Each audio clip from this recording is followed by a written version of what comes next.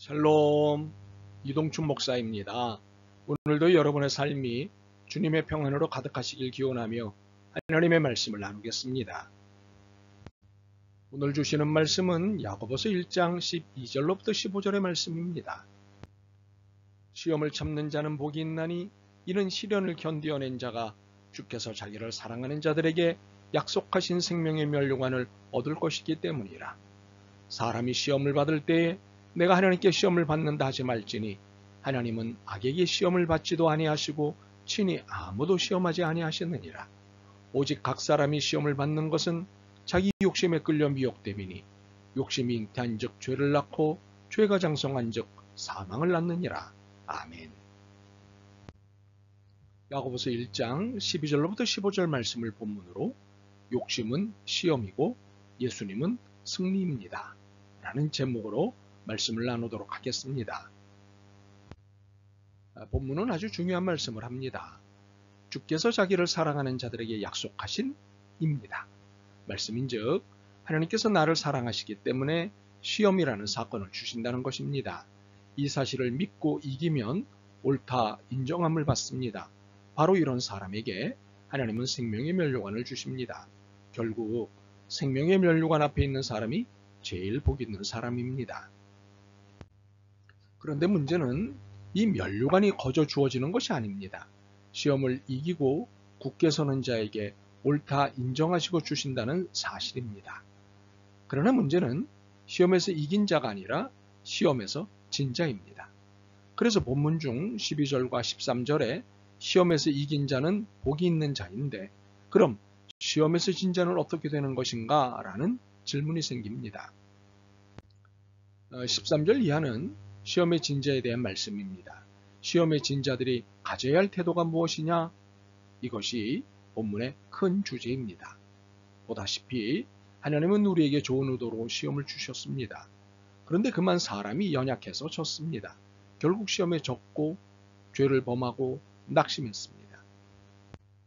그런데 사람들 마음속에 핑계가 피어오릅니다. 왜 하나님은 이 고난을 주시기만 하고 이길 힘을 주시지 않으셨는가? 하나님은 왜 내게 어려움을 주시는가? 하나님이 이러실 수 있는가? 등등 시험에 진 사람들은 대개가 하나님을 원망하며 하나님께 책임을 전가합니다. 그런데 놀랍게도 이러한 책임 전가의 태도는 뿌리 깊은 인류의 역사입니다.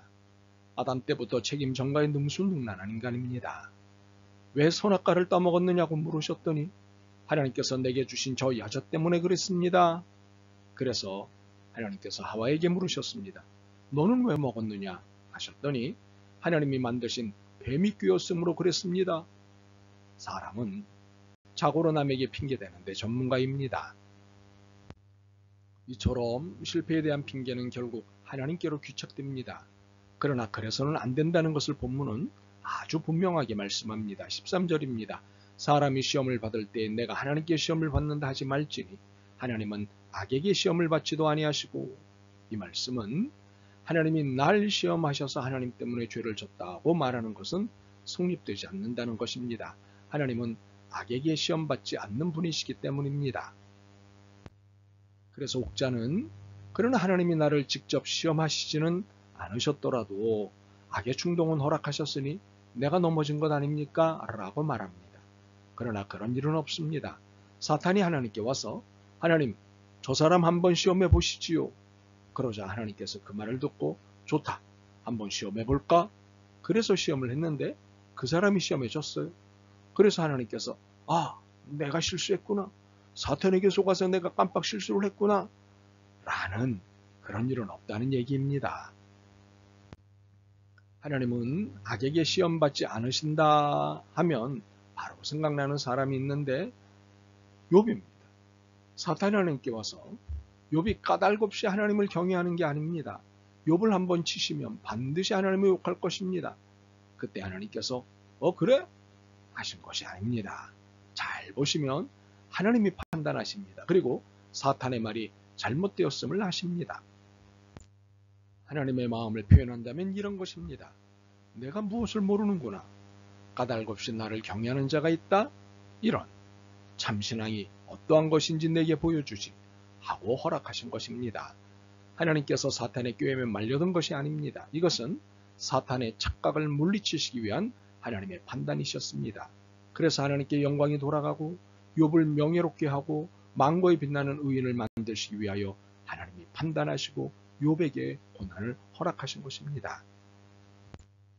하나님은 악에게 빠져서 악에게 시험받는 분이 아니십니다. 그래서 하나님은 친히 시험하는 분이 아니다 라고 13절 하반절에서 말씀하십니다.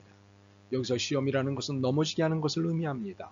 다시 말하면 하나님은 당신의 뜻이 아닌 타의에 의하여 그 백성을 시험하는 그런 분이 아니시고, 또한 인간이 넘어지라고 그 앞에 덫을 놓아두시는 분이 절대 아니십니다. 우리를 위하여 시험을 허락하실 때도 있지만 이길 수 있도록 힘을 주시며 넘어지면 안타까워하시는 하나님이십니다.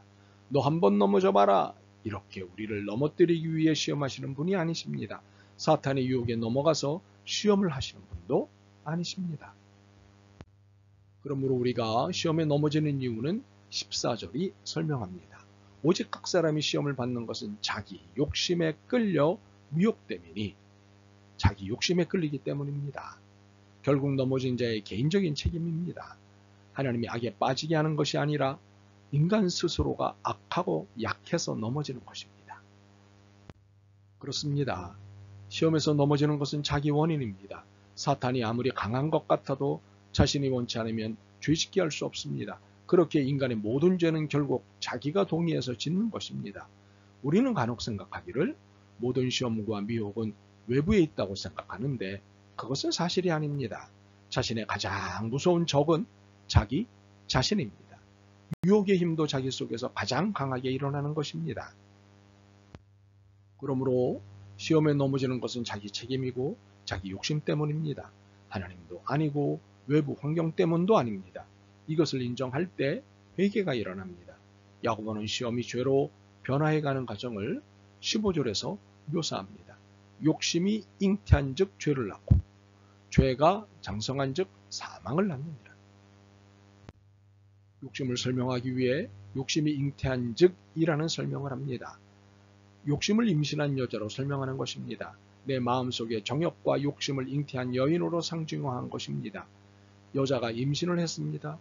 여기서 상징적인 남자가 있어야 하는데 그 남자는 마귀입니다. 거짓의 아비 마귀입니다. 다시 말하면 외부적인 유혹의 원인인 마귀를 남자로 보고 내 속에서 거기에 상응하는 내부적 욕심을 여인으로 봐서 둘이 결합하여 죄를 잉태한 것입니다. 그래서 후손을 낳았는데 그것이 죄입니다. 죄라고 하는 아기를 낳았습니다. 그런데 이 아기가 점점 커서 사망이 되었습니다. 여기에 족보가 나옵니다. 아버지는 마귀고 어머니는 욕심이고 아들은 죄고 손자는 사망입니다. 죄란 자식과 같은 것입니다. 본문에서 누구의 자식이라고 말합니까? 내 욕심의 자식. 이것이 바로 죄이고 죄의 결과가 사망인 것입니다. 그러므로 사람이 시험에 넘어진 다음에 하나님 때문이다 라고 원망하지 말아야 합니다. 또한 다른 사람 때문이다, 환경 때문이다 라고 핑계하지도 말아야 합니다. 나는 누구 때문에 늙었다고 하는 사람도 있는데 가만히 있어도 저절로 늙는 것입니다. 내 성질은 누구 때문에 다 버렸다고 하는데 자기가 성질낸 것입니다. 얼굴 찡그린 것도 궁극적으로 자기 선택입니다. 그러므로 시험이 올 때 이것을 믿음의 시련으로 알고 잘 이기면 생명의 멸류관을 받을 것입니다. 그는 복 있는 자가 될 것입니다. 하나님은 감당치 못할 시험을 주시지 않는다고 했습니다. 더욱이 피할 길도 주신다고 했습니다. 그러므로 시험이 왔을 때 이길 수 있고 피할 수 있고 승리할 수 있다는 사실을 믿으십시오. 이 사실을 놓쳐버리면 용기를 잃어버립니다. 나는 못 이길 거야 라는 불안이 생기면 다리가 떨리게 되고 그러면 지는 것입니다. 그러므로 예수님의 힘으로 이긴다는 사실을 믿고 기도하십시오. 예수님이 승리입니다. 아멘. 주님, 고난이 시험인 줄 알면서도 주님을 원망했습니다. 환경 탓, 하나님 탓을 하며 불만 가득한 삶을 살았습니다. 용서하옵소서. 겸손히 주님께 삶을 맡깁니다. 도와주옵소서. 예수 그리스도의 이름으로 기도드립니다. 아멘. 오늘도 여러분의 믿음과 삶을 응원합니다. 사랑합니다.